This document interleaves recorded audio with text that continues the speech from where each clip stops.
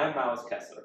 I was born and raised Jewish conservative, basically a middle-of-the-road version of Judaism between Orthodoxy and Reform. For context, Orthodox Jews live in La Brea and wear suits and forelocks, and Reform Jews practice the most modernized version of Judaism.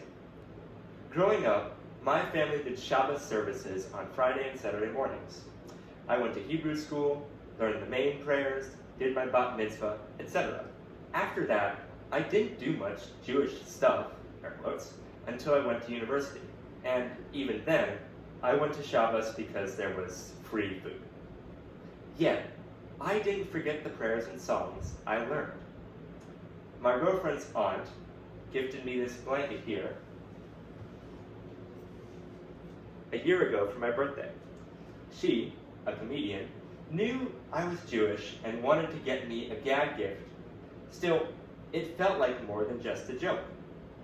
The blanket is probably one of tens of thousands made with the same generic Hanukkah pattern in English. Something to sell that evokes Jewish people, and Jewish people are cool, right? But despite the not-so-veiled consumer idea behind it, the blanket is sentimental to me. It represents the culture I grew up in, the celebration in December where somehow that little bit of canola oil in your kitchen cabinet you need to replace tomorrow lasted a whole week, where you grate up potatoes and fry them up in too much oil and make lamb and applesauce and gamble with a dreidel for whatever isn't real money because who has that, right? And where you're here for each other because them Syrian Greeks ain't gonna defeat themselves. But yes, that's what this blanket means to me. Beyond all the other passions, focuses, lives I led, Judaism came first. I'll admit, there were times when I really wished it didn't. Now, I know why I wished that. At the time, preparing for my bar mitzvah by practicing daily Hebrew songs, writing a speech, and analyzing an ancient book chapter was exhausting. But by now, it does seem like nothing compared to being an adult.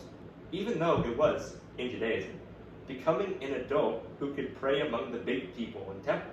Looking back now, I know it was worth it. Today, Judaism means childhood, security, and understanding to me. That's why after so many years of being part of it, returning for Shabbos feels safe wherever I go to it.